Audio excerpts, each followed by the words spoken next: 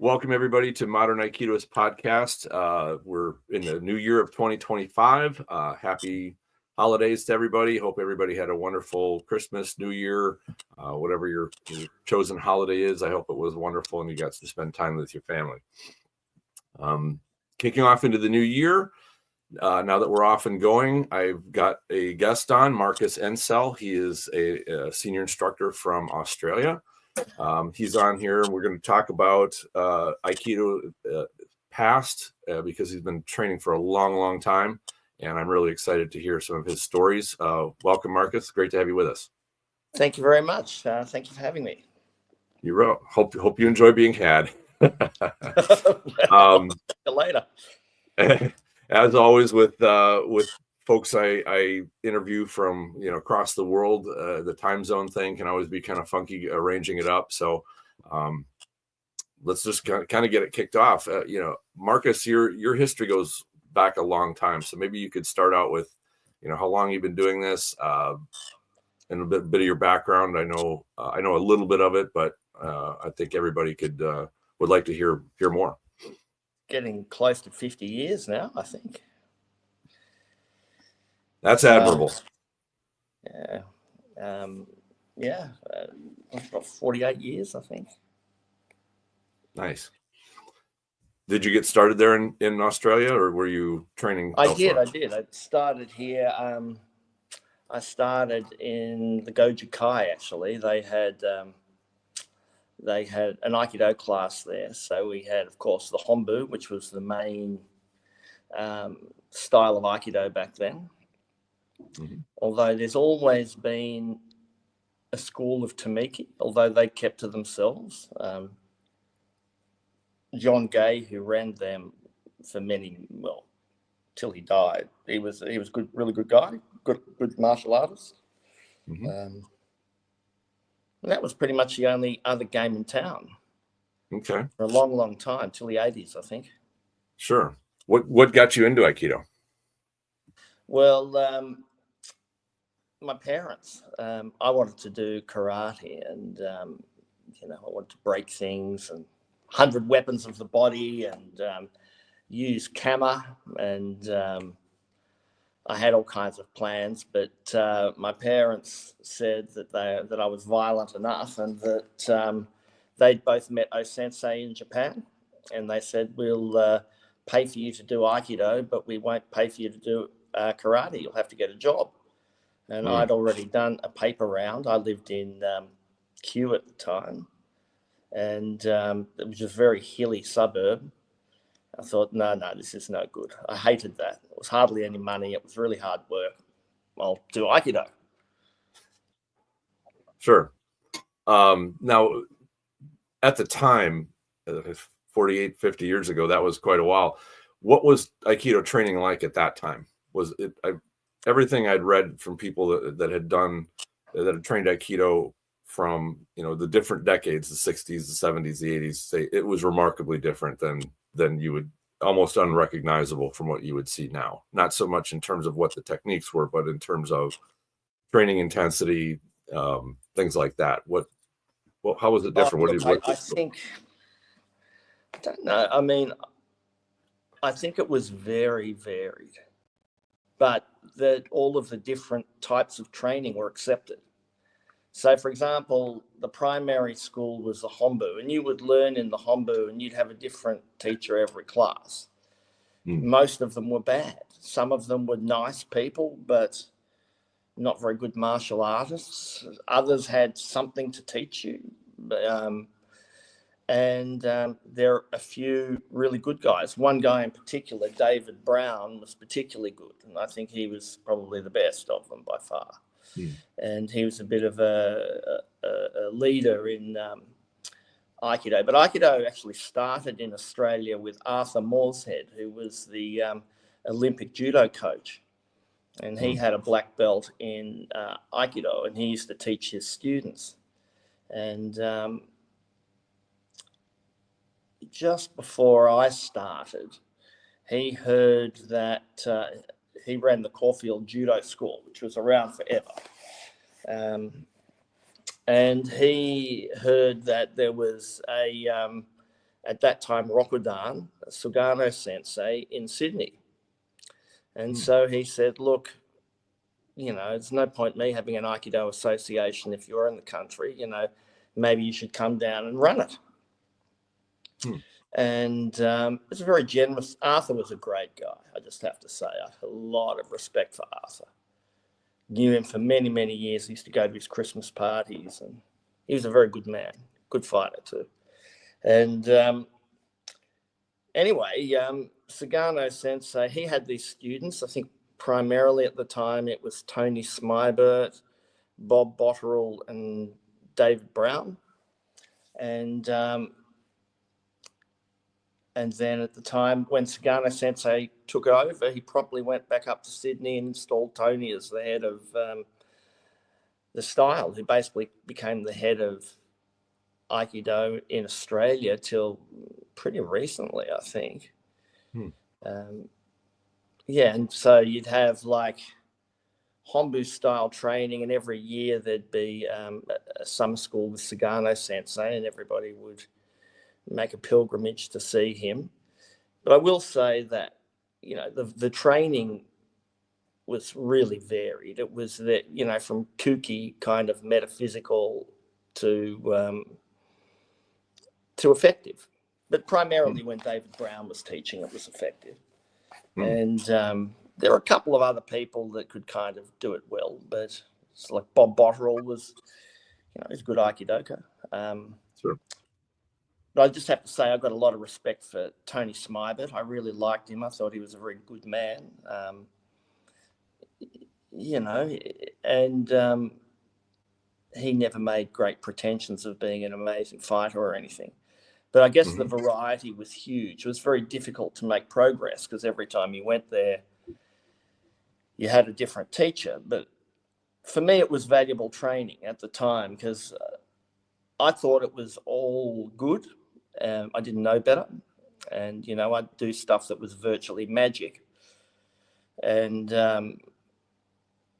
but because I'm a kind of practical person in that way, I made it work for me, and I made stuff out of it, whether it was there originally or not. I can't remember. I was started when I was 14. But I made stuff work for me, and it was good. Yeah. And but there was no doubt in those days that Aikido worked. All the martial arts believed in Aikido, and it doesn't matter what style, what kind of fighting art they were in. And an anecdote I could tell you about is from modern times. Bob Jones, who's like a pioneer of the Australian fighting scene, and his what became known as Zendukai karate style was really, he pioneered kickboxing in Australia and Melbourne. And he basically ran all the bouncers, the kind of, back in up until the 80s, bouncers were essentially criminals, and, they were pretty rough kind of lot. Sure. And, well, you have to be, because you're often dealing with not only people who are inebriated, but sometimes the darker side of humanity. Well, I'd say there's a lot of hard bouncers now, but there's also a lot of kind of steroidy poses. But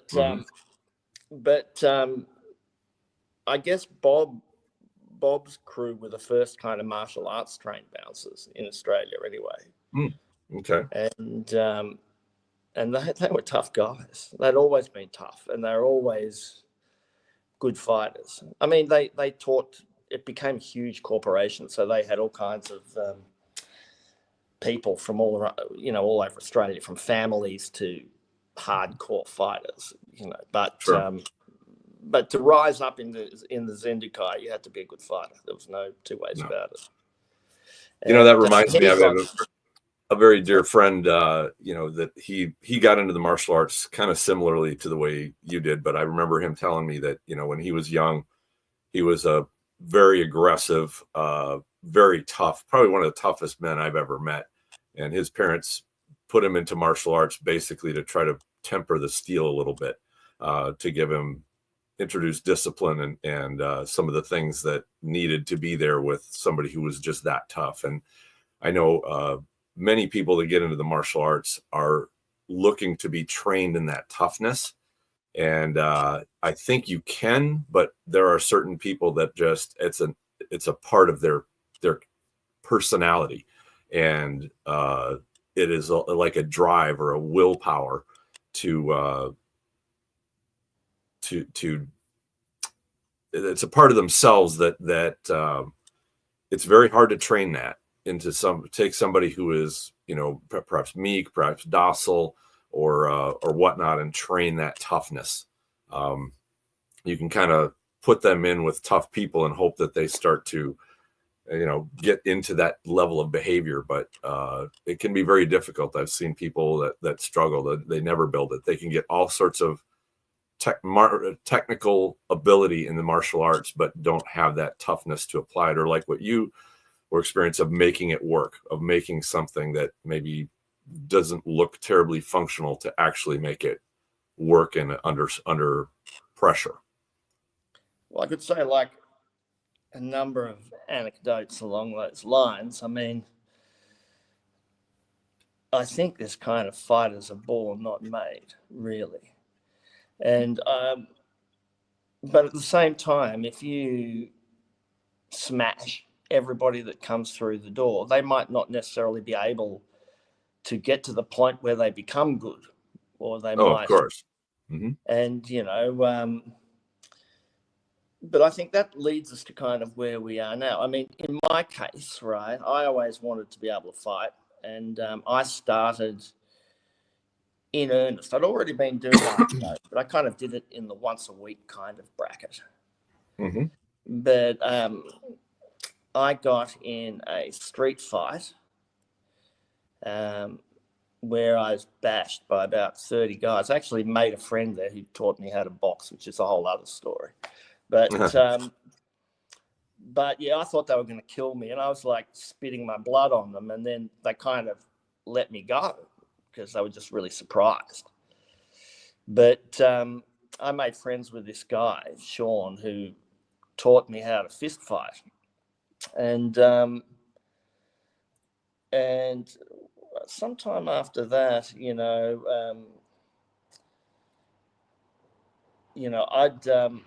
I'd had a fractured skull in a fight when I was a kid, and that had obviously scarred my brain, although I didn't know at that stage. At some point, I developed epilepsy, and anyway, this guy and I, we were going to a rock festival, and we got into another fight. It was pretty brutal. I got the shit crap beaten out of me, and he jumped in and knocked a few of these guys out.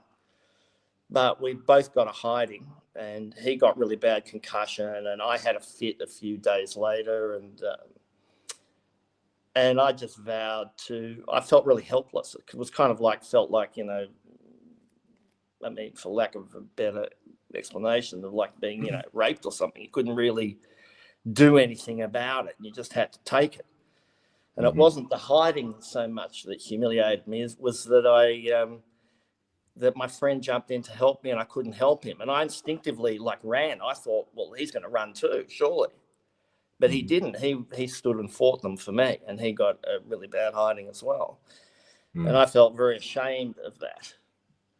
And I thought I'll die rather than letting that happen again. And well, I'm glad you. That's a great story, and because I know that among the Aikido and martial arts community, the Aikido community especially, it's the sentiment is very commonly spoken that, well, if you're faced with violence, just run away. And I like that you described that one of the potential downsides of running away is you might leave somebody that's, like you said, trying to help you. And then what happens when that happens, whether or not that's, your friend that jumps in to try to help you, maybe it's your wife or your girlfriend or somebody else who's helpless, who can't run or cover ground like you can. I mean, they always say that joke about, when we go bear hunting, I don't have to run faster than the bear. I just have to run faster than you. But that does have psychological effects later. and you describe it perfectly. One of the things that can happen, or what if you try to run but you can't, or you're not successful at it. Well, they might be faster. I mean, that's happened to me another time too. I tried to run away, but it just doesn't always work. Right. And the bottom line is, people are going to mug you. It's like, lions don't go for the head buffalo; they go for the weak lambs or the weak ones. And it's like the easy prey. Even exactly. if they know that they can beat you, they don't want to get hurt doing it. It's very unlikely, if you're not kind of directly challenging their masculinity, that you're going to end up fighting them if they think they're going to get hurt. Or the odds go down a lot more. Right. But where were we? We're on Aikido. There are precious few psychopaths that really do enjoy the violence, enjoy fighting, but the vast majority, they want your stuff. They want what it is they want. They don't want to fight. They want to take. And easy taking is preferable to hard taking. That's right. But Aikido back then, Aikido was people didn't think that it was weak, but there was a lot of weak people doing Aikido, because Aikido was like, that, people who couldn't fight were respected, and were treated nicely, which I've always thought was a really good thing about Aikido. But it wasn't like Aikido as a thing was like lame and weak. And I think it's like, it makes me laugh now, because people do like executive boxing and stuff, and they think they're boxers, or they think, they might as well be doing, a non-contact martial art, for kind of the amount that they can defend themselves. But the real thing, I mean, that was one thing I wanted to discuss. People always going on about pressure testing, and I hate that terminology, because I don't think they really do want pressure testing. Because to me, like, I've been around forever, 99.9% of people who do martial arts don't want to put in what it takes to be a fighter. And that's okay. Like, you have to have a bad childhood or be a bit mentally ill or both, to kind of want to do that. And,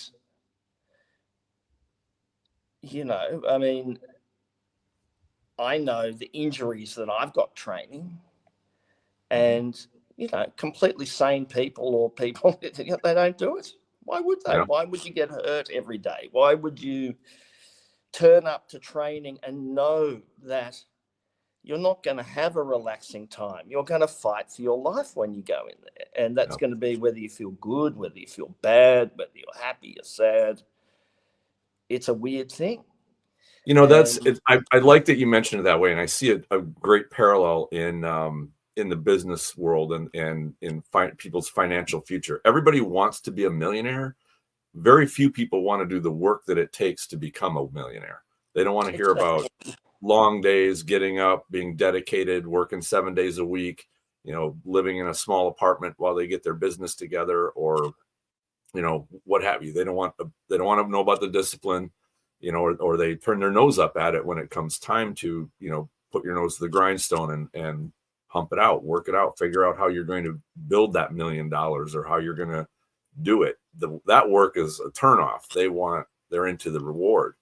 And I know what you mean, because about, of course, everybody wants to say, well, I want to be a competent, martial artist or fighter, or I want to have the physical skills to protect myself and my family. Like, that's the $1 million. But going and sweating and going into a training session, which should always be a little bit stressful.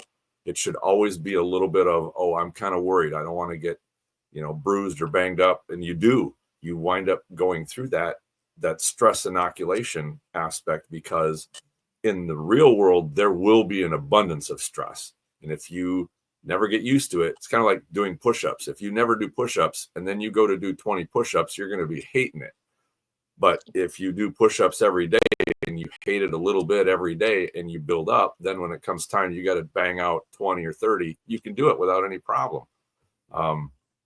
It's the process that gets you there. And you know, I think that the process is also what provides the peace, the true confidence, the true satisfaction, the true health of your body and your mind and your spirit together comes from the stress and the work and the what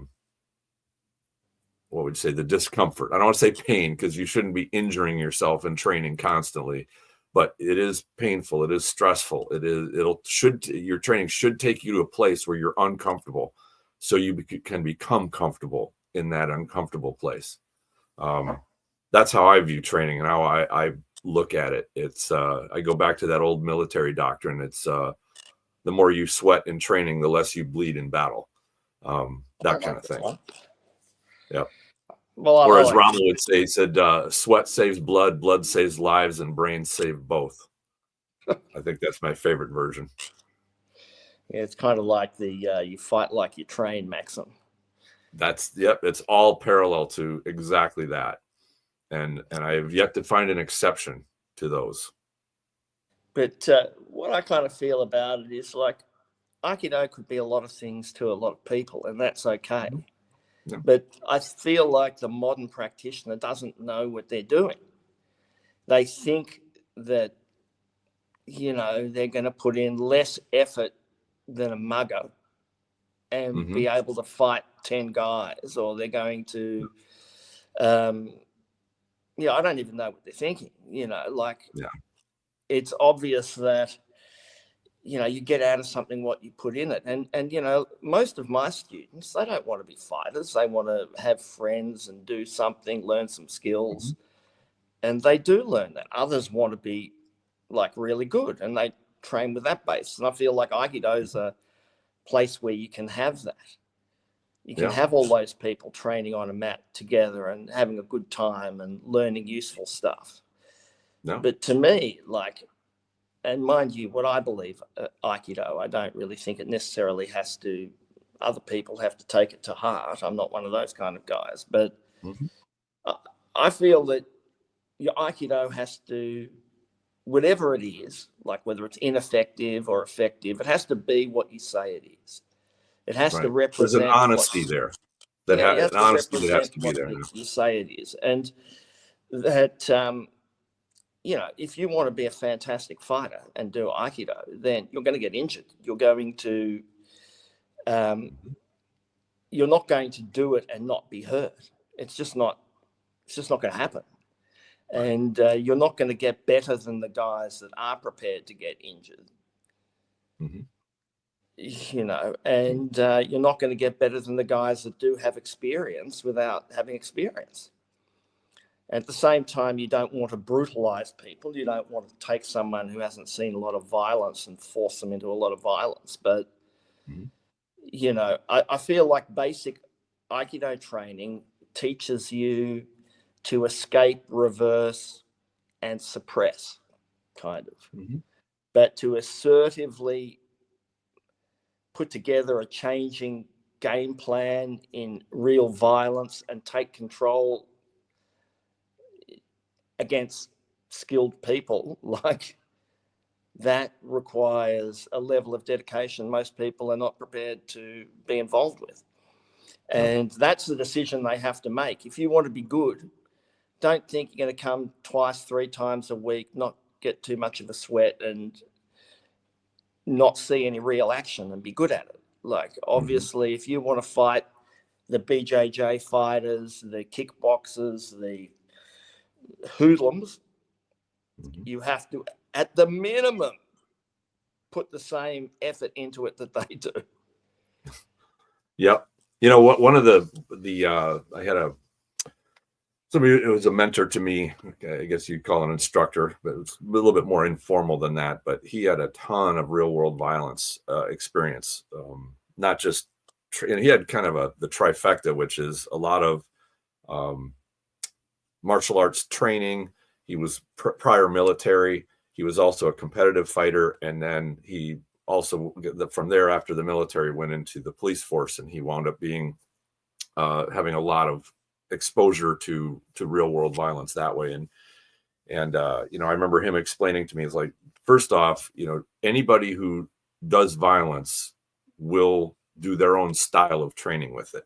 You know, he would describe how, you know, bikers and whatnot have their own kind of martial art. They never stepped into a dojo for it, but they used the tools that they had. They had their own techniques. They may not have a lot of them, but the few that they had were very effective at what they did. And they had their own method of practicing. It wasn't the way that you'd envision it, you know, that from a traditional martial arts background. But, you know, don't overlook the fact that these people, especially those who deal in a world where violence is a not uncommon thing, that they have their method, they practice it, they will share it with one another, usually within their own, you know, their own tribe or their group or what have you. But they do have it and they do practice it. And if you think they don't, because you don't see them going to a dojo or you don't imagine them doing that, you're going to be woefully unprepared when you run into their art. And it surprises you because it's probably different than what you're expecting, or maybe you're not expecting anything at all. It can be very, very dangerous. And that includes even, you know, street hoods and things like that. You know, if they carry a knife, they probably practice how to draw it quickly. You know, they're not going to fumble around when they know that seconds matter. You know, they'll be able to perform, you know, to some degree. And, you know, so they have, like you said, they have a level of discipline, usually because they know that if they fail, it could be their life, or it could be a severe beating or something of that nature. And I think this is something that your kind of typical suburbanite who lives in a very comfortable environment, never gets exposed to violence, has a hard time really understanding of what the ante on the table is. You know, they picture violence as, oh, I lose my wallet, or I get my purse taken, or I get, if I have money in my pocket, that gets taken away from me. And, you know, violence can go well beyond that. Well, I was talking, you know, with, I mean, I always say this to my students, but, you know, most of them don't really understand it, I guess. But, you know, real self-defense is not really about the techniques. And it's like you could do anything or nothing. It's the thing that a biker's got, or that a hoodlum's got, or it's the spider knows its web. And the thing is, it's like a fight, or certainly dangerous fights I've been in, they don't start, you kind of know you're in a fight. You know, you've got your guard up, you know, off you go. It's not like a competitive fight. It's like someone hits you and the fight's on. Or you look around, you're surrounded. Right. And it's like, it's go hard or go down. Like, you know, and it's, and basically, you know, it's knowing the environment and what to do in the environment. I always say to my students, like, we practice this stuff, but the stuff that I've never seen in any self-defense course, that to me is the real self-defense, is that when you walk down the street and you see someone walking to you asking for a light, do you know that they're going to mug you? Do you know, can you see the trap? And if you are in the trap, you know, and you see them all coming around you, there's that moment. It's like, well, I'm outgunned here. I don't want to fight these guys. I'll probably lose, if not die here. You know, I don't want to be punching second here either. But if I start, it's on, and I'm probably going to lose bad. And if I don't go first, I'm almost certainly going to lose bad. So what's that point where I go all out? And it's almost, and that's the part that it's almost impossible to simulate in a dojo setting, because you're using your perception, your instincts, your strategic brain. Like, where am I? How would I get to a safer place than here if I had to? And you're calculating so many things that are not even a factor in It's a also training like environment. just an animal sense that you've developed through your training. And I was talking with one of my students about this. He's a good fighter anyway. He's like did karate for years before he did Aikido. And he was in the army, in the infantry. And I was talking about how, like, you know, when I was a kid, like 18, in my first house, and, you know, I thought I was hard, but one of my other mates who at that stage got addicted to crack, well, not crack, but crank, which is kind of a similar thing in Australia. He brought around this guy to my house that was like the bookie from Pentridge, which was like the hardest prison in Melbourne. And like, I'd never met someone like that in my life. It was a murderer in my house, you know, and he was not smart, but he was smart about violence. But he was like, you know, and we were all just, you know, kids sitting around smoking weed. And he's like, wants money and stuff. I don't have any money. And I thought, well, you know, I might as well get him out of the house. If it's no point of us all getting hammered, I'll see if I can get him out of the house, and hopefully I can get away with him. If not, it'll be just me and not everyone. Anyway, we went on this mad ride, and he was in the back and I was in the front with my mate Gary. And this clown was in the back, and he was drinking, and every now and again he'd try and strangle me from the back. And I'd be like fighting him off my neck as he's twisting my head over the back of the seat. And Gary was high as a kite, and he's driving with one hand, and every now and again he'd say, leave him alone, Jimmy, and punch him in the face. And we're like, I mean, I'd never been in a car ride like that before. And I'm just thinking, I'm talking to him, talking him down the whole time. And anyway, I managed to take him to a pub and get him some weed and give him some money, and I split. And the point of all that is that I just used my wits to get out of the situation when I was outgunned. But you can't be panicked and thinking, well, you know, I know Aikido, or I know whatever, I know kickboxing, I'm going to fight this guy. It's like, this guy's like a whole, you know, you might think you're in the university of violence. This is the PhD of violence. This is the professor emeritus of violence, you know. Yeah. And he's got nothing to live for, you know, and they're difficult things.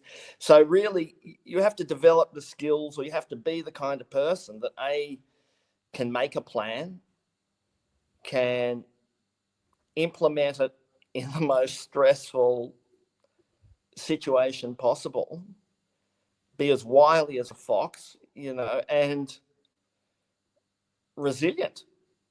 And you know, that's that's one of the apart things from too any I've skill. noticed about, and not just like within the Aikido community, but within quite a few martial arts, as people tend to want to understand others, they will impose their own viewpoint. They'll assume that everybody else has the same viewpoint that they do. Well, I want to be peaceful. I don't want to be in violence. Everybody else must be that way as well. And if I'm just a peaceful person, then I'm not going to be involved in any violence, because, you know, I won't engage in it. I won't be the one to step in that realm, which is great until you run across somebody like you just described, somebody who doesn't mind it or even likes it.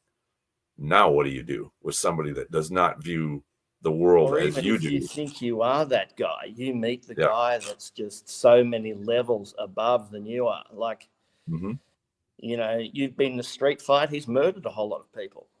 Right. And he does it often. You know, he's been in jail for 20 years. He doesn't give a shit. Yeah. You know, and that's the thing, you know, even when I was competitive fighting, and, you know, you say, okay, I'm really good at doing this, or like I'm fast, or I'm whatever talent you believe you have, there's always somebody that's going to be better at it than you are at doing that particular thing. And then you have to adjust. You're like, well, I'm not going to run. I don't want to deal with that part. I want to deal with a different part. And so I think that, you know, to assume though, that if you come from a peaceful environment, and that you never, you know, your exposure to violence is watching movies or TV shows, you you're woefully unprepared for that predator or that monster, like, somebody you described that just will engage in violence just for kicks. He won't want to hurt, really, put a major hurt on you or try to kill you, but you're going to be way in over your head. Or he'll rob you, rape you, and kill you. Right, exactly. It could go farther and be that too. And that's why that stress part and understanding, I view really martial arts, now that I've been doing it, not nearly as long as you have. I've been doing it since about 1980 or so. I don't do a lot of math, but that's about 40, 45 years. Is what I realize is that martial arts, if you really break them down, are not about physical. It's about understanding human behavior. And when you go to train, whether it's self-defense or even sport martial arts, or any type of martial art, what you're learning is to how to deal with another mentality. That mentality is trying to dominate you. From a self-defense point, it's trying to get something from you against your will. And how do you build your mentality to handle it, to be defiant, to say, no, you're not going to take this. You're not going to take my life or my belongings, or you're not going to harm my family. And to, establish your boundary and then reinforce it with action. And that does take mental preparedness. And I think that's a big part of the stress inoculation. Yes, you sweat, and yes, you'll get bruised and whatnot, but the mentality is the ability to keep you going through all that and not quit, not give up, and to go until you prevail. Well, I definitely think that. And I think it's like, not that you want to die, but you've got to not be scared to talk about dying, and you've got to be ready to die under certain circumstances. Yep. And that's liberating. I mean, my ideas of violence have changed over the years, and my ideas of Aikido. I mean, I've read everything, apart from what I know, the people I've known, and I've read everything there is to read about Ōsensei, and I used to know Stan Prennan. I was old Aikido officers. I've worked for Aikido briefly, but I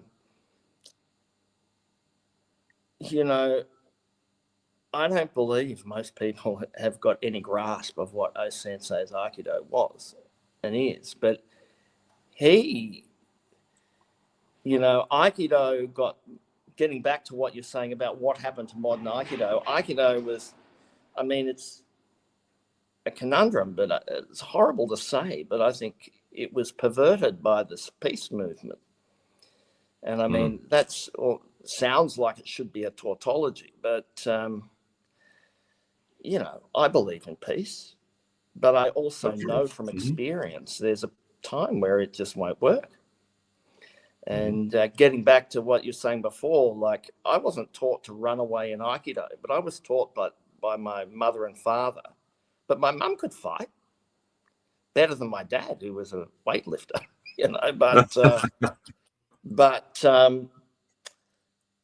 I was taught that and just did it instinctively. But people can catch you, and they can be better runners, but the whole thing is that running's not always appropriate.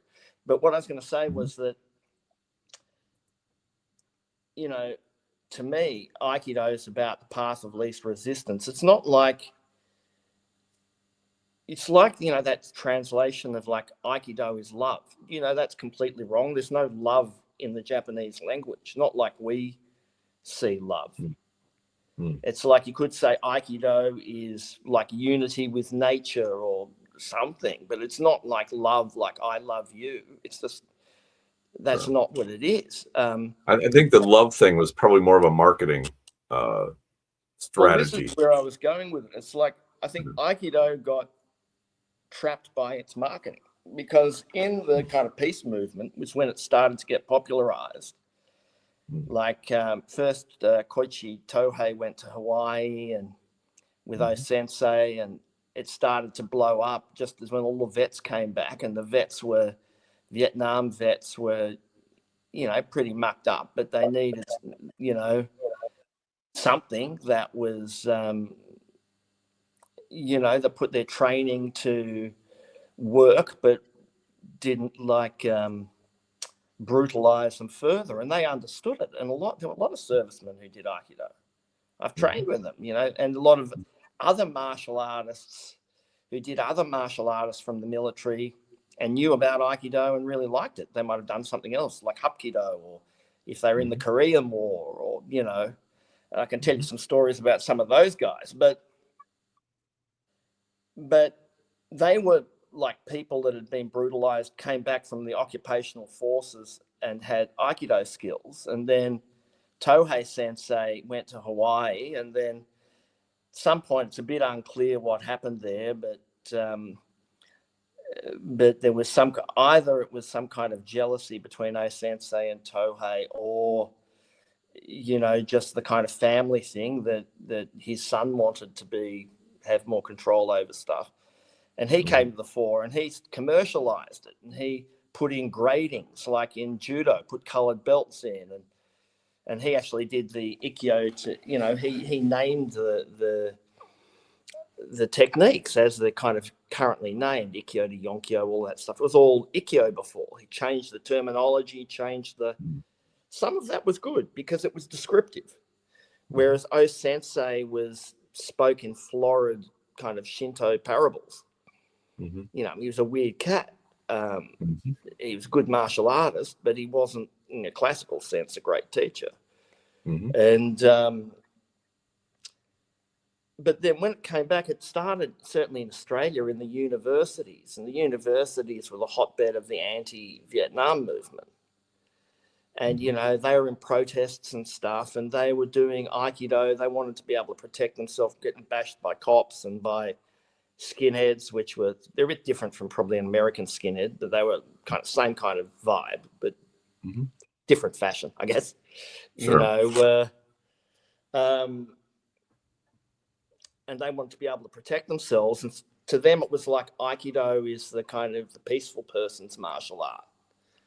Because Ōsensei post-war was talking about making a bridge between East and West, and he used to fight to kill people, but then he realized that you could use the martial arts to, build your psychic power, but not like hurt people, use it to build up society instead of tear down society. But at the same time, he was trained to kill people. And my interpretation of him saying you don't hurt people is you don't kill them, because all the techniques are lethal. Like if you throw someone cocky, you can break their back instead or hit their head on the floor. Same with irimi, same with, it's the civilian version of the finish of that technique, or a quick version. I mean, it depends on the circumstances. I mean, no point going into a big technical thing here, but to me, it's like, well, I haven't killed him with a sword. I might have broken his arm. I haven't hurt him. It's not like it didn't hurt. And nobody tapped to a technique because it didn't hurt. I mean, whether they were injured or not. Right.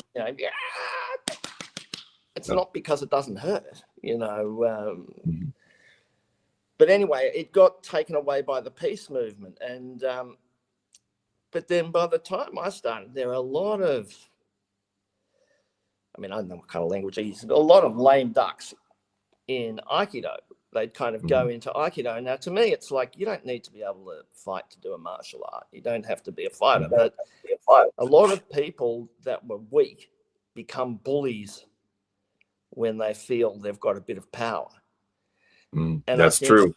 What plagued not just Aikido, but the Japanese martial arts in general was the senpai kohai system.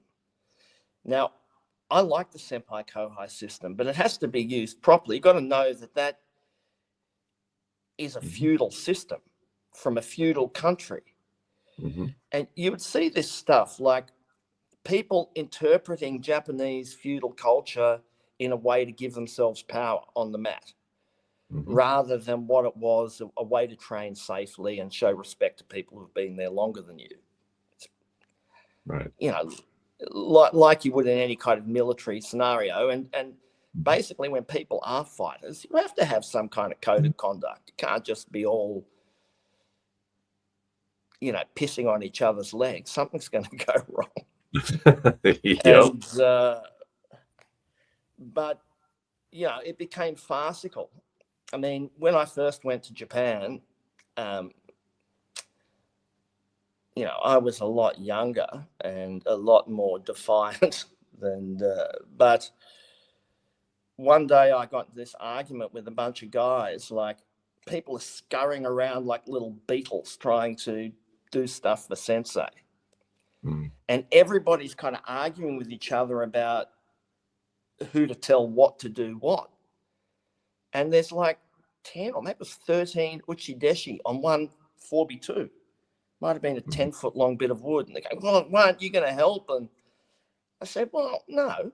I mean, either I'll carry it myself, but I'm not going to be like the 14th person on one bit of wood. I mean, we're not moving a tree here. Like, could go and do something else useful. And there was that kind of thing. People would all be trying to order each other around, and then the focus wasn't on the training. And you'd see all these people, like, because of the instructional method, and everybody sees the instructor instructing, it's like, well, I want to be that guy. And so you have all these incompetent people like trying to teach other people how to do techniques. It's like, just shut up and train. Like, you don't need to be teaching anything. Like, off you go. I find it, I've noticed similar types of things and within different realms. And again, like you just said, when you get people who are weak, or they have self-esteem problems, or they want to be respected, they're desperate, and they get a little bit of a taste of, oh, I've got some sort of power over this junior person, and they can basically become a little mini tyrant.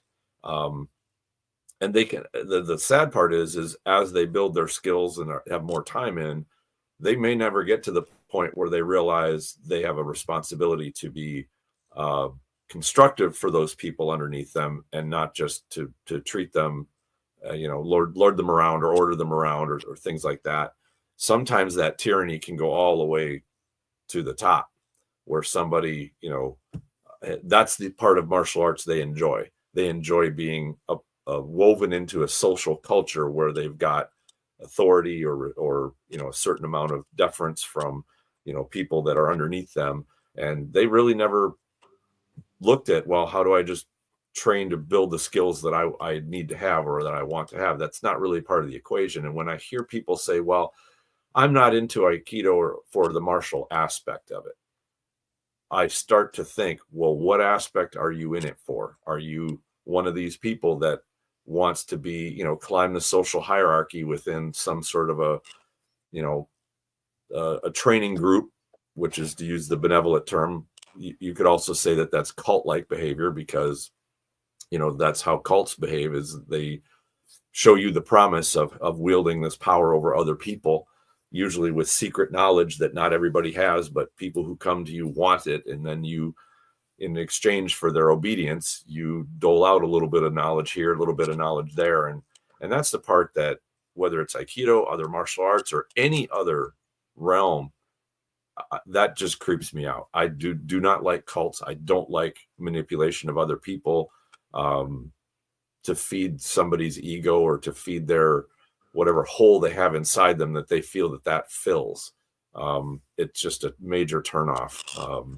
And I've picked up on that vibe from many martial artists, instructors, where they strut around and they want to be respected, and they play to that. And some are even very good martial artists, and that's what they use as their, well, come to me, young Padawan, and and I will bestow knowledge upon you. But boy, you're going to do what I tell you to do and be obedient to earn what you get from me. And that's always turned me off. Well, I mean, I think there's that, but there's also, they say the fish rots from the head, but also, there's just a whole lot of weird stuff. Like, I really take offense to that guy Rokas. I think You know, he's like, he seems to be a nice guy. Like, don't get me wrong, I don't want to badmouth him in that sense, but I look at his journey, like being famous for dissing Aikido, like he's basically his discipline, and he's kind of only really famous with Aikido people, so the people he's putting down essentially. Yeah. And yeah, had he just gone and said, I'm going to improve myself, and then shown him going and doing other trainings, he would have probably 900 followers on YouTube. But he found the magic recipe, which is to diss his art and unload his psychological trauma, which, to be fair, was imposed on him by somebody else, and he just embraced the trauma and made a channel on it. Well, his story, as I understand it, is that he had his own school, and he feels betrayed by his school, because when he started dissing Aikido, they all left him. Now, imagine having a teacher that's teaching you self-defense and philosophy, and then say, "Oh well, none of it works. I'm going to do something else." Like, what would you think of that person? But I think, and he thinks, but they all left me and they didn't like me anymore. It's like, well, yeah, of course. But what infuriated me was not that he goes in to train with not even a professional fighter. So the guy's obviously never sparred. He's never really had any fights or whatever. So what makes him, whether he's a black belt or not, think he's going to get in the ring with someone who can fight and fight them? What on earth made him think he could do that? It's like, do I watch TV? Do I watch ballet on TV and think I'm going to do ballet? Or do I watch gymnastics and think I'm going to be able to do gymnastics? It's like, you're a clown. Like, what are you talking about? And also, he didn't even do his own art. It's like he went into whole other thing. It's like, but well, I think that personally, the value that Rokas showed was how bad the delusion got. He was a case study in, this is what's wrong with contemporary Aikido, how far it's gone, and what happens when you take somebody who got it stuck in their head, and that programming was installed by his instructor. But can you blame another person? I mean, what I was going to say was, like, here's a guy, right? He's decided that he can fight based on nothing. Right. And so he's been toyed with by someone that's better. And instead of looking at himself, he blamed Aikido. Right. Well, now, and that's the thing. Once you're an adult, you got to own your choices. You got to own what you do, and granted, he should not have run around and said, well, this is my instructor's fault.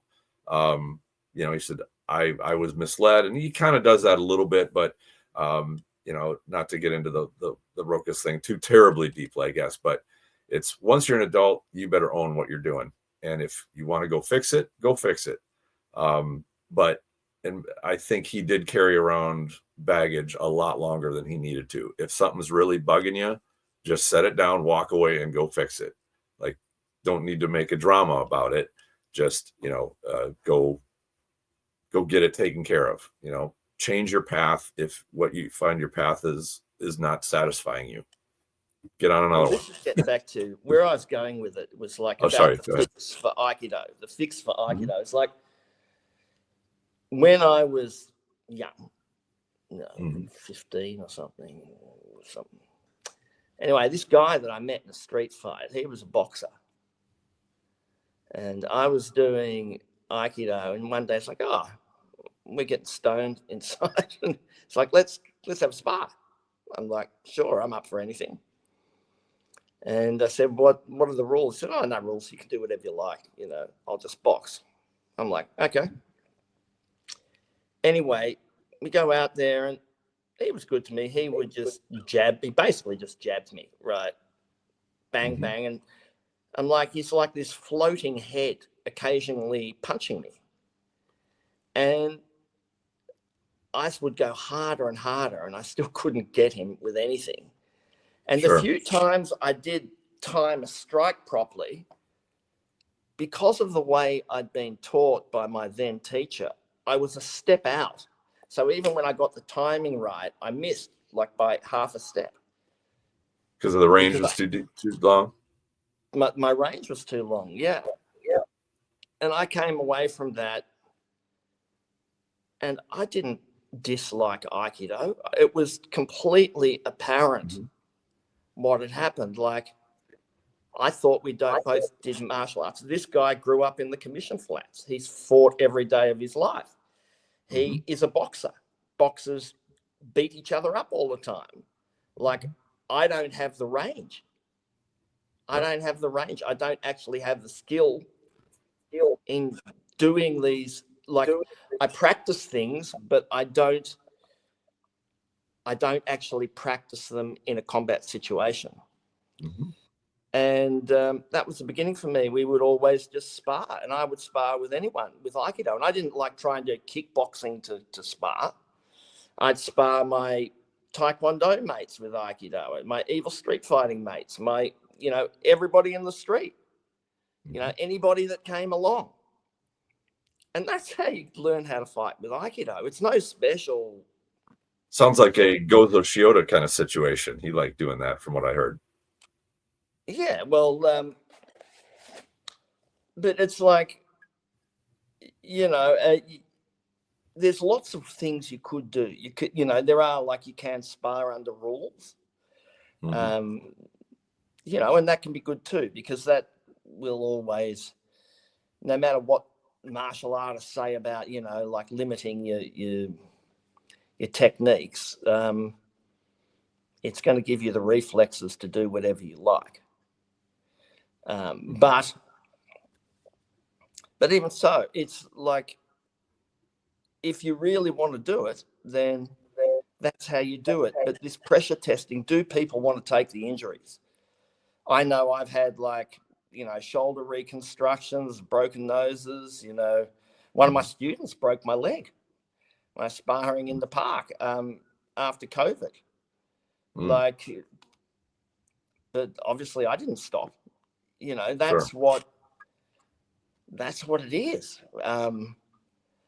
And there's always people that'll say, "Oh, stop! Oh, you're getting old." It's like, well, maybe, could have happened when I was young. It's harder when I'm old, but whatever, But what I'm trying to say is that whatever you do is okay. If I've got a student and they want to, just be confident, that's good too. But you don't want to have someone, whatever they do on the mat it's on them. And it's like, I always say, the mat is like a microcosm of the world. Like, whatever's wrong with you is going to come out, because you're interacting with these people. There's cooperation, and there's being assertive, being cooperative, and the dynamic is very subtle. Right. And I wanted to mention too, because you reminded me of this. I met a gentleman years ago who he was a Nidan in Aikido, and he had this kind of a similar thing, I guess. He decided to spar with this guy, and this dude was big and very strong. And I don't recall if he was a wrestler or not, but he said that this guy closed in on him and just grabbed him and picked him up over his head. And he said, that day I quit Aikido because I had no idea how to deal with that. And it's the point of that story really is how you responded to it. I liked what you described about responding to, being outmaneuvered by this boxer. You didn't just say, "All right, Aikido's all bullshit, I'm going to quit." You said, "All right, my training is valid, but this is something I haven't figured out how to defeat yet." You didn't just abandon your whole art and all of your training. You took it as a lesson. And I think that kind of like Rokas, this poor guy was not prepared for this type of an attack, wasn't ready to recognize it or know how to deal with it. That wasn't a criticism of his whole art. He had a hole in his training. And rather than say, all right, how about I address this hole, rather than just give up. And what he did was, and this is still pretty surprising to me, he just gave up and became a bodybuilder. He just said, if I have tremendous strength, that's what I need. And, like, well, that's a kind of an interesting interpretation of the lesson. But, what I feel he walked away from was remarkable. He put that many hours into your training to just completely walk away, to cry it and walk away from it. And so it sounds like Rokas kind of did the same thing, but I think people can be faced with that crisis of faith when they're training. They have an expectation, and then they find out in reality that they had a false expectation or false confidence or what have you. The question of your character is, what do you do when that happens? Exactly. And the thing is that,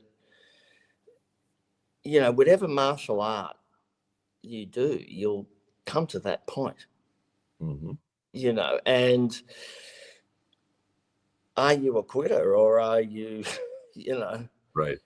Are you not? And mm-hmm. I mean, it's like it was said to me once, you only need 3 techniques to be a martial artist, and that's an attack, a defense, and a counterattack. Mm-hmm. And, obviously as a novice, you're not going to know this. Like you can tell by, I guess, you see in your comments, like it's only the people who know nothing and say horrible things in the comments. But, there's nothing you see in a Krav Maga class that you couldn't do in Aikido. Mm-hmm. But you don't have to be a genius. Like if I just want to hurt someone, I can stick a pencil in their eye. I can stick my finger in their eye. I can, you don't have to be a genius to work it out. But to do it under pressure at the right time, that takes something else. Mm-hmm. And this guy that taught me how to box, he was just English style boxing. His father had learnt from Ambrose Palmer, who was a very famous trainer in mm-hmm. Australia, and he'd formerly been in the British Army. And he would, when he fought someone, I've seen him fight a lot of different guys, from karate guys to all kinds of different martial artists. He would only box them. I mean, he might headbutt them or kick them in the balls, but he would basically box them. And he had solutions for every attack with boxing. Mm-hmm. And, he could slip out of a grapple, and hit him with punches. He could basically deal with any kind of kick with his boxing. Mm-hmm. All his boxing, his boxing was, geared to street fighting, really. Sure. And it's the same with Aikido. It'd be the same with anything. Like, you see the Gracies when they fight. They don't just only do Gracie Jiu-Jitsu. They're kicking a bit. They're punching. They've got a few things that they might, mm-hmm. use to get them in their preferred range if they're not. Mm-hmm. But, it depends what your art is too. There might be a bit of this and a bit of that. But essentially, what's really required is exposure to the other martial arts, not like someone does something good, I'm going to try and do that. Mm-hmm. And I always say to my students, it's like, I've had those people like, oh, I tried to spar some Taekwondo guy and I was trying to do Kotegaeshi and I couldn't do it. I said, what are you trying to do Kotegaeshi for? If the guy's kicking you, and but I always teach them, it's like, you don't decide what technique to do. You're kind of defending yourself, and then you get in, and whatever's there, you take that and you do it. It's not like I decide back here exactly what I'm going to do. Mm-hmm. It's like I'm a moving gun platform. I'm not like in my library, writing a book kind of thing. One thing that in bringing up the boxing that is a pet peeve of mine is how many times I see Aikidoka dissing boxing for it being simple or brutish. It's not. It is a very respectable art that if you don't understand just how good it is, it's usually because you have never encountered it. or Well, encountered boxing's somebody, like 100 you know, or it 200. is, to me, I'd put it up there with wrestling as you better respect the art, because if you don't, it's because you don't understand it at all, have no comprehension of what it's capable of doing, or somebody even with moderate skill, just how good that can be at making your day a living hell. Well, I think, I mean, they go together. But in the old days, like, you know, boxing was the antidote to wrestling, and wrestling was the antidote to boxing. Right. Mm-hmm. But most could do a bit of both, Mm-hmm. But because they could do a bit of both, they could stay in their own range. Right. And we're well rounded. Somebody that boxes some and wrestles some, if he comes across a higher skilled boxer, well, don't try to outbox the guy that's better than you at boxing. You better go to your wrestling. Well, this is where we were going before. It's like, yeah. If you're doing Aikido and you face someone who's a kicker, you don't try and kick with them. If you're facing someone who's a wrestler or a jiu-jitsu fighter, you don't try and do jiu-jitsu or wrestling with them. It's like, you do you. You just Right. look like. And my example always is, how people say, oh, well, look, the stance is no good. Like, you can get your front leg kicked in Aikido. And I say, sure, I can. Mm-hmm. And I know that I can get my front leg kicked. Mm-hmm. So I know you're going to try and kick it. And in a sense, that's a bait, or it could be a lot of things. Sure. But the Humney is the Humney because it works. It's not there because Ōsensei just decided it was going to be a Humney. But there's no strategy that is perfect from every angle at every moment. It's like, it's a dynamic thing. And, just like one spider, like the people we're talking about originally, that hoodlum knows his web. You've got to know your web. You've got to know where you need to get them to win this fight. What you're going to need to do, because you're certainly not going to be able to do what they do better than them, chances are. And if you can, well, it's probably not that much of a problem. And that reminds me, I'm a big Sun Tzu fan when he said, know your enemy and know yourself, and in 100 battles, you'll never be in peril. I like how you put know your web, know their web. That's, to me, exactly what Sun Tzu was talking about. Yeah. And, it's like people want to be Bruce Lee or some mythical person, like, that guy on TV that is fighting 100 guys and has got a little bruise here and a little trickle of blood out of his nose, or gets knocked out and he jumps up and runs around and say, well, every time you get knocked out, that means you got concussion. Within a few hours, you're going to be going into hospital and you might die or have brain damage. Every time, you get punched in the face several times or kicked while you're down, you might die. Something horrible might happen to you. You might go blind, It's like the stakes and the results are much more severe than people think. And even like all the people, the kind of MMA boxing fighters, it's like, you might not see what's wrong with them, but they are severely injured. Their old age is rough. Yeah. And yeah. And, they might take HGH or testosterone to try and age gracefully, but there's a point that won't work. And also there's daily headaches they're dealing with, and, things not working. And, it's a brutal, it's a brutal thing, It is. In my travels too, I've talked with many old timer martial artists, almost all of which are nursing some kind of long-term chronic injury. And what I've found is that in the last, I don't know, 10, 15, 20, maybe 20 years, there's been some growing awareness about training not so hard that you now in your old age are absolutely miserable, can't walk or can't go up and down stairs, you can't kneel down, your hands are all twisted up, your joints are swollen, that sort of thing, to figure out, all right, how do we train to learn this so that we can have longevity in our lives and our bodies are, into our old age, but still get the value of being a good trainer. And there's been some really splendid examples to me of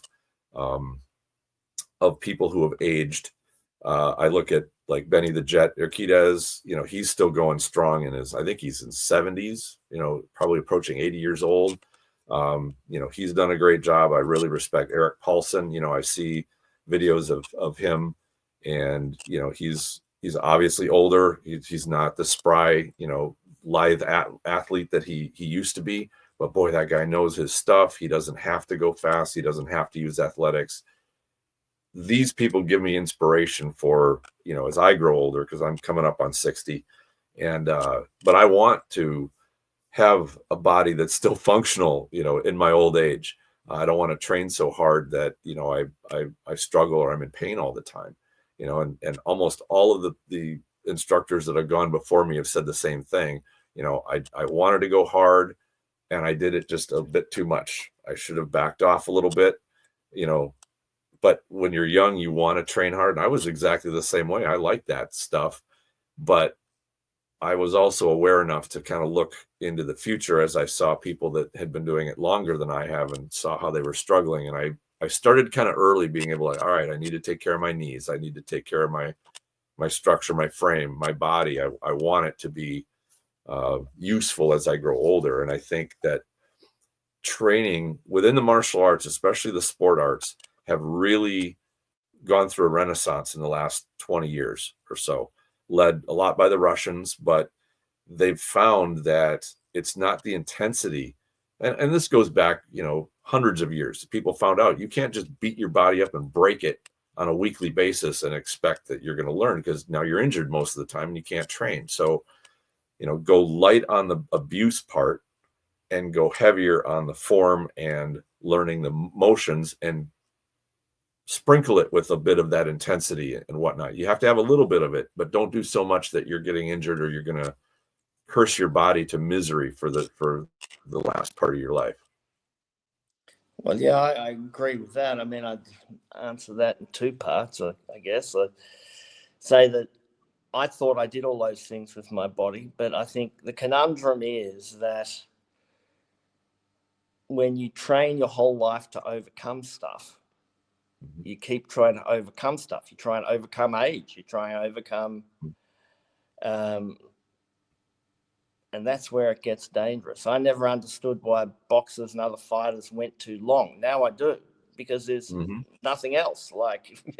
And that's the guy you are now. It's you're that guy, and so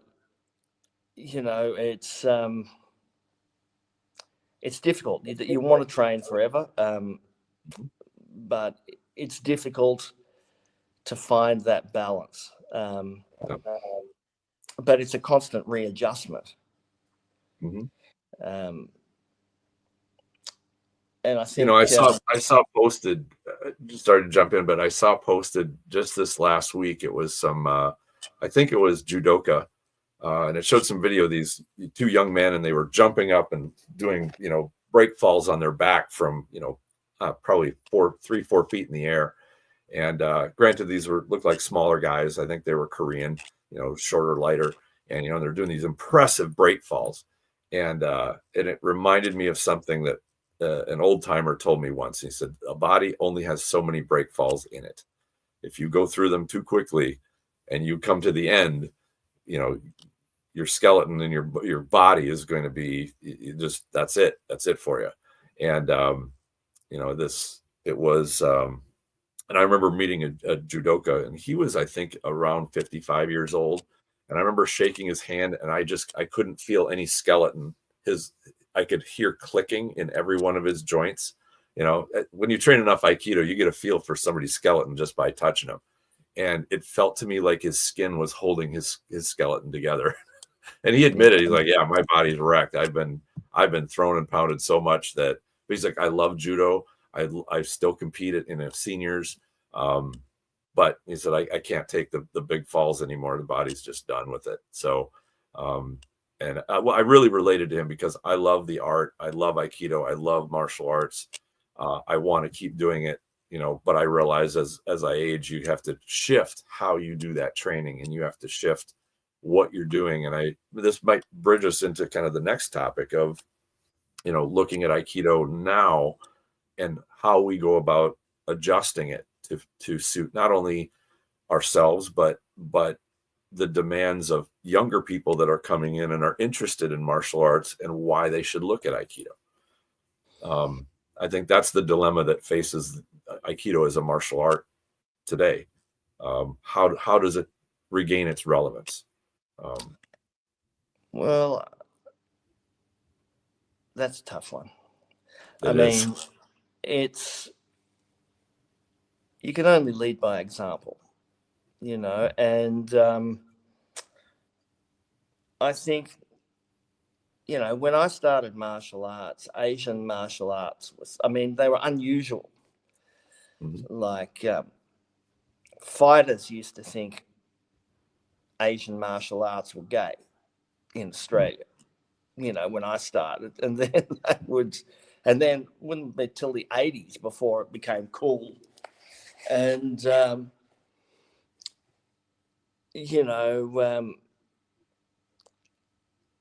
I think that the mystique of the Orient, and to me, part of the beauty of it is I like all the bowing and meditation. It's like when I come through that door, it's like that's a break from the rest of my life. Mm-hmm. That's a different me, a more kind of a me on a different, it's still me, but it's me in a different. Yeah, it has a whole different feel than walking plane. into an old school boxing gym or a wrestling room. It's a different vibe. It's a different vibe, exactly. And instead of the liniment smell, you've got another vibe. You've got and we keep it lighthearted here, but it's still, a Japanese dojo. Mm-hmm. We might have bags and stuff, but it's still a dojo. Mm-hmm. But what I was going to say is, like, over the years with all the video games and stuff, it's like Asian culture's been commodified, and people feel like they know it, even though they don't really know it. Mm-hmm. And I think a lot of it's even been lost in Asia now. And they're not really interested in the cultivation of the mind the way possibly, certainly I was, and I'm sure you were. And the thing is that there's so many forces putting the traditional martial arts down. I mean, people now, lots of people who don't think they're effective. I mean, they're obviously effective, but the reasons why a lot of them lost their combat efficacy were that you take them away from the battlefield and you teach them to people who are not in battle. And then those people become teachers. They start extrapolating on untested things with other untested things, and it accumulates crap. No. But even if it doesn't, if you have people with no fighting experience, it's tough to teach someone how to fight. That's true. But instead of acknowledging that, the kind of people commercialize everything. Like all the dojos now, you get a little star if you come in, and you get your little belts and your little this and that. I don't give any crap to my students. They all have white belts unless they have black belts. And someone says, how long will it take me to get a black belt? I say, well, I don't know, 5 years, 10 years, I don't know. How much are you going to pump? That reminds me of a story. I remember years ago, I saw a very senior instructor to me who, in my opinion, taught just nothing but nonsense Aikido. And he was kind of doing his thing. And this one of the students that came in brought his girlfriend with him. And she was just I think she was 19 years old. And she got to watch the instruction and this guy and whatnot. And I remember chatting with her afterwards. And she said, that guy doesn't know anything about violence. Like, I know I just got out of high school last year and I saw more violence in a hallway than this guy's probably experienced in his life. And I know that, I don't know what he was talking about, but it didn't make any sense to me. And I've always admired young people and children for showing the clarity of their observations. And it was honest. When you can have somebody who's just experienced merely the violence that is shown in a high school of young kids getting into fights and stuff, and they learn at least to comprehend what they're seeing, and to have that little dose of reality was I thought it was interesting, and it was worthy of note that you know this instructor had no clue what he was talking about in terms of actual violence, but he portrayed himself as somebody who did. Um, I've always found that to be problematic. Um, Well, yeah, it's not good I for the art. was, but I think, your question about what do we do about it? I think the sad thing is this has all happened before. Oh yeah. Just like the whole MMA things happened before and Mhm. became unpopular, and boxing came out of the old style Mhm. MMA, which was kind of it didn't used to be called no holds barred, but the kind of all in wrestling, boxing, whatever fights. But it stopped because they were considered boring, because people essentially think that striking's more interesting. And you can still Yeah. see it in the MMA now. People enjoy the striking fights more than the grappling fights. Mhm. But wrestling Well, they're big and was, dramatic. yeah, but Big strikes to wrestling the was head are thought of are lame exciting and, yeah, it is. and But where I was dramatic. going with that was, like, wrestling was thought of as lame for like 50, 60 years. Mhm. And you had those few people like in Wigan and stuff keeping submission wrestling going. And I Mhm. feel like I'm one of those guys now. It's the first time I'm old enough to have lived through something I'm world class at, and now nobody's really interested in it anymore. And I think it's all Mhm. crap. Mhm. But just like wrestling wasn't crap and it came back, and judo Mhm. came back, I think Aikido will come back. It might take 60 years. I don't know. But No. what makes me sad is that people, I mean, the solution is people doing a lot of BJJ, and they're doing, whatever to try and fix it. But you're Mhm. seeing people that can't really fight getting low level at something else and then trying to add it into Aikido. And I was at this seminar, and I was teaching, and they were kind of asking me, like, how do, you can do all these things, and, how do I make my Aikido good? And and I'm saying, well, given that I've done it, I don't recommend you do BJJ. I don't recommend you do kickboxing. I don't recommend you do boxing. I said, you can do that, and I did it, but is that going to take away from your other training? Mhm. Are you going to become a kickboxer, or are you going to do Aikido? Because if you want to be good at Aikido, you need to do Aikido. The real Mhm. answer is put yourself in the situation where you have to make your Aikido work. Mhm. That's the way you make it work. It's not a magic solution. It's a boring solution. Nobody wants to hear that. Well, No. just go and Yeah. spar everybody else that you're scared of. Mhm. Yeah. Spar all the guys that can beat you up. Like, that doesn't sound like a lot of fun. It's not the magic pill that they were expecting. No. But it's like,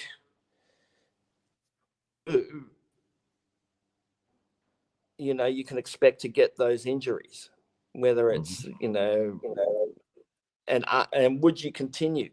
But the real thing is, like, and that's what I've always tried to do. I've always tried to do pure Aikido. Like, I've sparred everyone, but I tried to use my Aikido in all those situations. Mhm. And that's why my Aikido is the way it is. Mhm. But I always, I'm a bit of a, you know, I'm a bit of an Aikido nut. I love Aikido. I mean, Mhm. to be really good at the martial arts, like, nobody needs to do as much martial arts as I've done, Mhm. and probably you've done. It's like Mhm. there's a point where you can fight. Like, whether you can fight better or worse, it's more like how serious are you going to get? Are you fighting to take this guy out, or are you, what's your plan here? Mm-hmm. And as you get Well, and older, I think that reflects in your training too. Because I've seen people and I've felt the lure of this is when you get into an art, you at first you want to learn the bread and butter, the stuff that is the most effective, most useful, most versatile. And almost every art has their stuff, the things that the basics.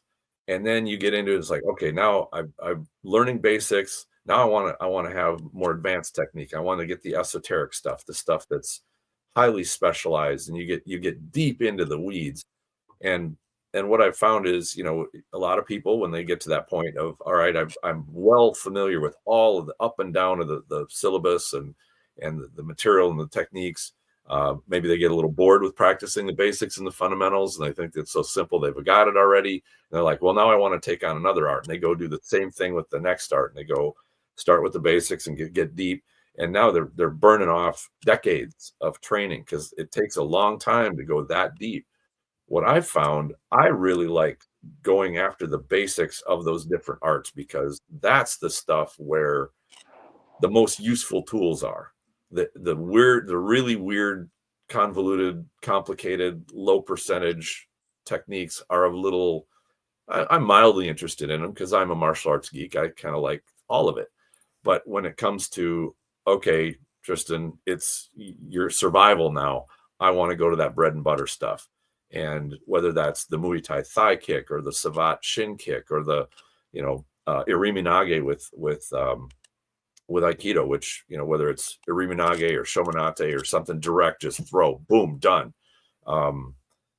Every art's got simple things, wrestling and their leg takedowns, or snap downs with judo, stuff like that.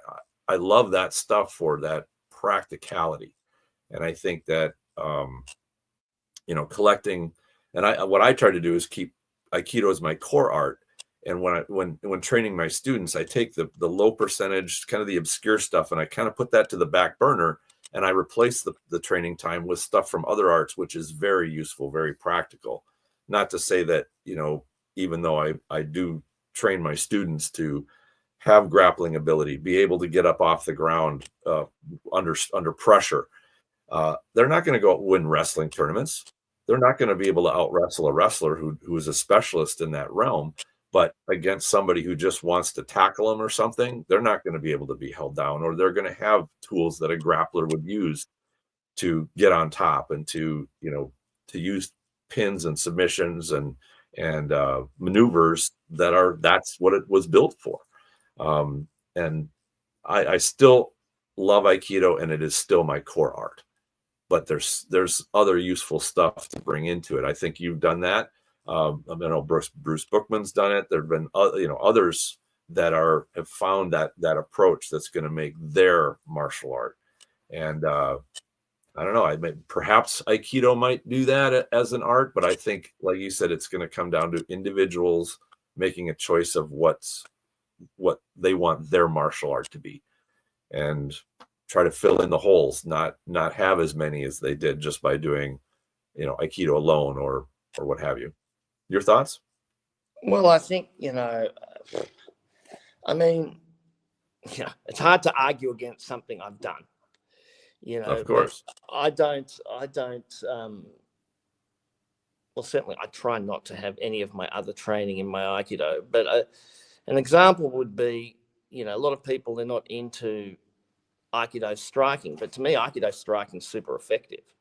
Mm-hmm. All of it, but knowing how to do it, knowing when to apply it and which to apply in what situation, mm-hmm. That's a different scenario. So all these people are trying to do different types of striking other than Aikido striking, but not realizing Aikido striking fits perfectly into Aikido.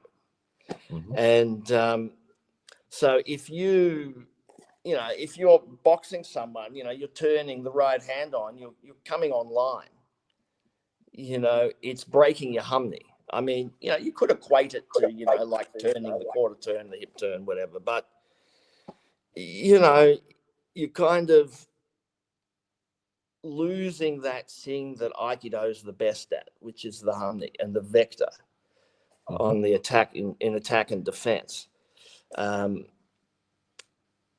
You know, to me, doing other martial arts is like a holiday. It's like, I live in Melbourne. I like Melbourne. It's too cold. Every winter I want to go somewhere warm.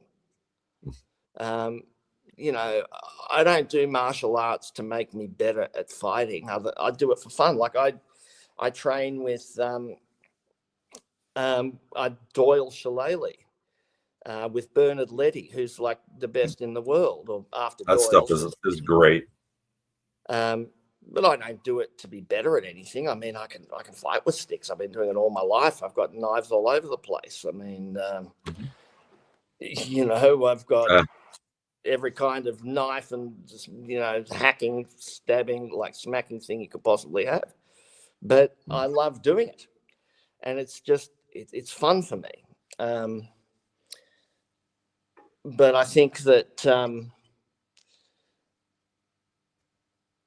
you know, I think it's getting back to that thing, like, to be good at something, you only need a few techniques. Like we have you know, there's probably, you know, I'd say there's really Ikkyo, Irimi, Koshinage, you know, Shihanage, Atemi. There's kind of 6 things in Aikido. Really, and you've got, you know, Migi and Hidari Awase, and you've got Urawaza or Tenkan in some styles they call it, or whatever. And that's kind of all you've got. You've got the Happo Giri or the Happo Ski, and that's kind of what it is. And then all of those techniques come from that. So it's not like 2,000 techniques. It's like 6 or 7 techniques. And so it's with like additional variations. Yeah, it's the same as boxing. It's got the same, you know, it's like, you know, 1, 2, whatever, you know, it's like, and that's what it is. If you understand that, and that's really what's wrong, I think. And I was talking about this to my students, because a lot of them are going to be grading soon. So like, if you were my private student, I wouldn't teach you techniques like that. We'd go in here, we'd do this and that. I'd teach you how to fight with it. I wouldn't teach you like 1, 2, 3, Ikkyo, Nikyo, Yonkyo, Sankyo. It's like you'd have Ikkyo, they pulled their arm back, they dropped their elbow, they punched you or went to punch you, they went to kick you, whatever. It wouldn't be like we train, but it's like, because people get paid to learn Aikido, it's like I'm going to dole out the techniques, and it can be a good way to train, you know, but it also, people can get lost in the techniques instead of the takamusu, being able to express themselves with Aikido. Sure. And you know, to me, like, everybody's like, personally, I'm best at Irimi. Like, you know, if I get in position, I can throw anyone with Irimi. And probably second best, Koshinage. If I grab someone upper body, I can throw pretty much anyone. They'd have to be a hell of a lot taller than me for me to struggle to throw them, like, you know, 6'6" or something. But it's like, you know, that's me. Someone else, someone tall, it might be Ikkyos. It might be, you know, it could be anything. You know, you're going to pick a few techniques that really work for you. And then there are going to be little offshoots. You get into this situation, you use that one, what have you. It's not like I'm going to, but even so, I train everything, because there will be moments I use that, and that's rounding out my Aikido sphere of movement. You know, you don't want to be predictable. You want to be options in all, and that's the unique thing about Aikido. You're moving in a sphere, not forward and backward, side to side. And so to me, like, you get your head across all those, and there's so much interest in that. Like, I trained this guy as a professional, you know, kickboxer and MMA fighter. Well, he's retired now, but recently, he's a lot younger than me. He's not even 30 yet. You know, and he loves Aikido. You know, he sees how effective it is because it's effective. And there's so much of it that's actually kind of similar. And it's only ineffective teachers or teachers that are talking crap that are going to shame Aikido, I guess. Yeah, absolutely. And I think that, and he was saying, I was talking to him about this very point about how, there seems to be this self-hate in Aikido students or Aikido people about Aikido, and making excuses for their art and stuff, and talking about the pressure testing stuff, and he was saying, well, and we were talking about that, and he made a great point to me. He said, yeah, that's boring. It's like, I've been fighting all my life. There's not much to it. You're going to elbow them, punch them in the face, kick them low. MMA, you're going to strike to take down, to pummel them from the mount. It's like, it's not very complicated, and it hurts, and that's all you do.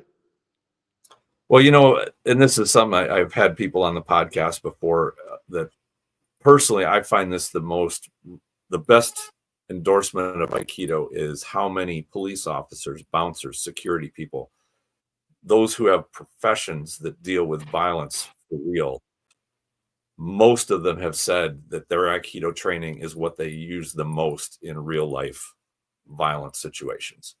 And when people that have no exposure to real life violence tend to look at sport fighting as being an example of what fighting is. And if they would only do an art that proves itself in sport.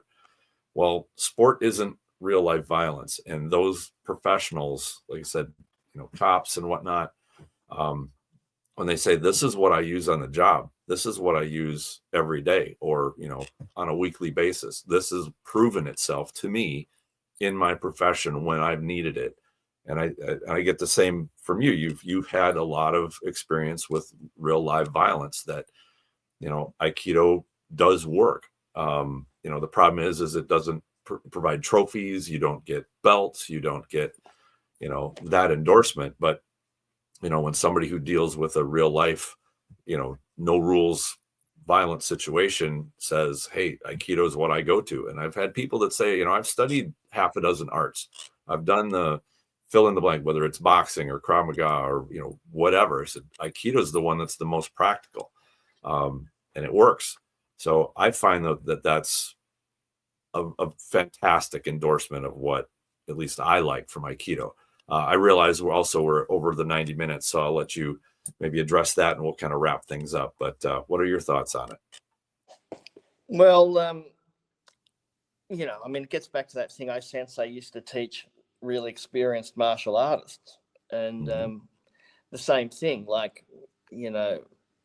all the really good martial artists, like that really, really good martial artists I've ever known, love Aikido because they instantly see how advanced and what its solutions are for those kind of situations. I don't think anybody needs to apologize about Aikido. They need to look to themselves and say, what am I really trying to do here? Am I really that guy? Or do I want to be able to protect myself and escape? Or do I just want to do something fun? And they're all valid things,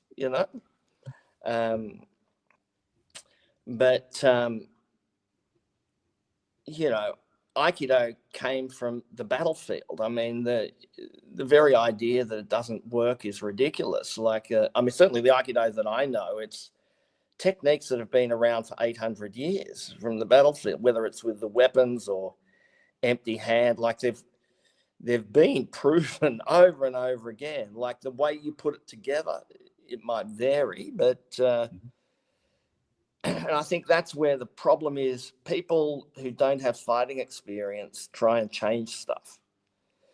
Like everything I didn't think worked that I learned from Saito Sensei, as I got through over the years, I learned did work. There was just something, a piece I was missing, and maybe it was lost in translation or whatever the situation.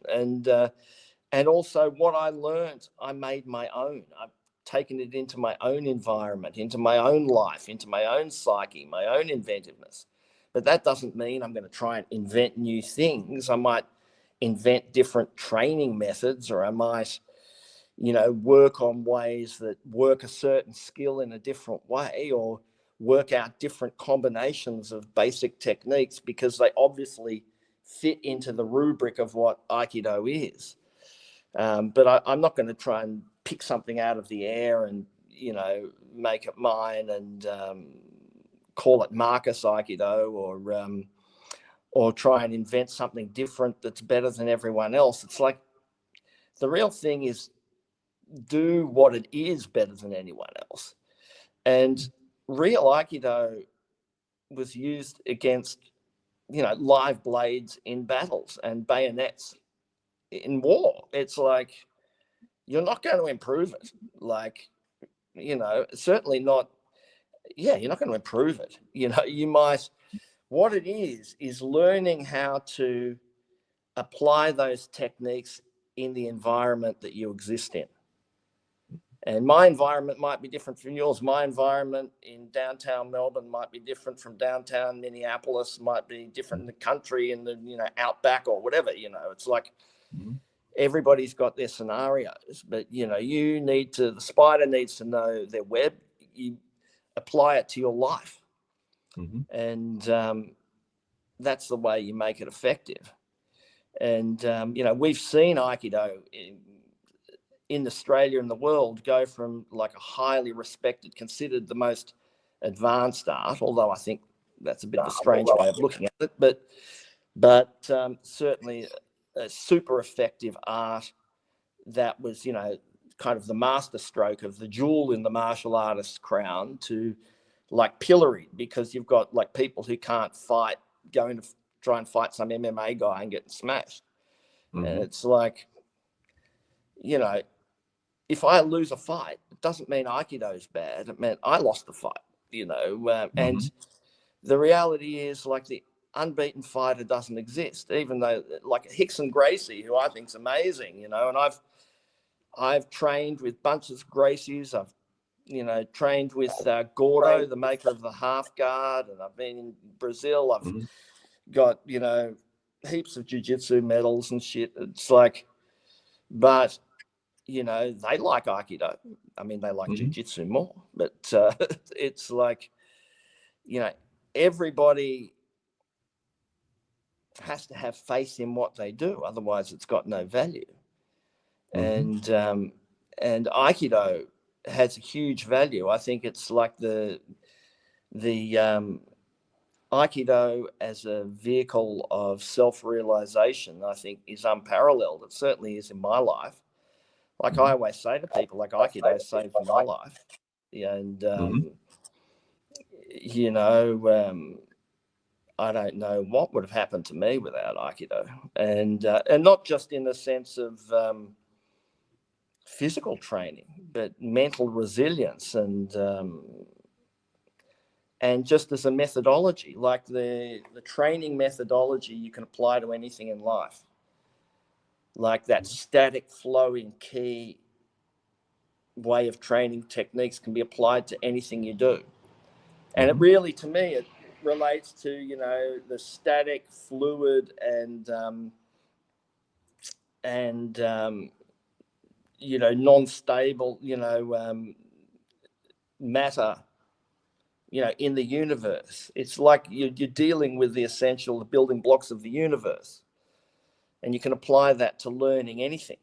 And you're learning to use the gravitation of the universe, but in your personal sphere. It's like a fascinating science. It's of endless intellectual and physical value and fun.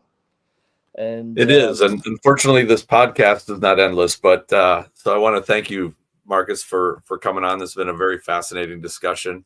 I know we could probably talk all day, but we'll have to cap it here. But thank you very much for joining me. And any one quick last comment, or? Yeah, well, I'd just say, I hope people don't lose faith in Aikido. I think, as you can see, I'm pretty passionate about it. And, Aikido has a place with all the great martial arts. It's a wonderful martial art and doesn't need to be diluted. It's just people need to bite down harder and, you know, you've got to risk it for the biscuit. If you want to be good at it, you know, put yourself in harm's way and accept the lumps and the breaks and if you don't want to get hurt, well, don't complain that you're not as good a fighter as someone that is. You know, it's not rocket science. Excellent advice. But thank you, everybody, for listening, and thank you, Marcus, for joining me. And until the next time, enjoy your training. Okay, well, thank you very much for this opportunity. Oh, you're welcome. You're welcome. It was great to have you. See you later. Yep. Take care, everybody.